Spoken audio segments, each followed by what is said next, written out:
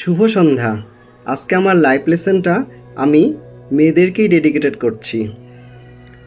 তুমি মেয়ে, তুমি মনে রাখা উচিত, খুব ভালো করে তুমি মনে রাখা উচিত যে তুমি যখন ঘরের চৌকট পার হবে তখন কিন্তু লোকে তোমায় আড়ি দিয়ে দেখবে।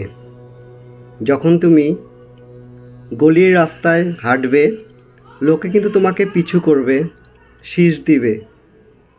যখন গলির রাস্তা পেরিয়ে তুমি বড় রাস্তায় উঠবে তখন কিন্তু লোকে তোমার চরিত্র দিয়ে নানা ধরনের কথা বলবে, নানা ধরনের গালিগালাজ করবে।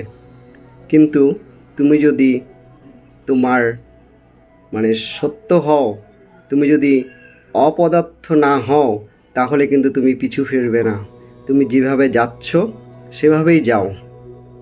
একদিন দেখবে তুমি অনেক বড় জায়গায় আছো, যারা তোমার পিছু করেছিল, তোমাকে আড়ি দিয়েছিল, তারা অনেক ছোট জায়গায়, অনেক ক্ষুদ্রতম যেন মনে হবে ওদেরকে।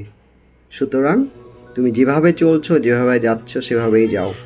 আমি সব মেয়েদেরকে এটাই বলবো, তোমরা নিজের লক্ষ্যকে বজায় রাখে, তোমরা নিজের লক্ষ্যকে পৌঁছোতে তোমরা নিজেই সুন্দরভাবে রাস্তা করে এগিয়ে যাও।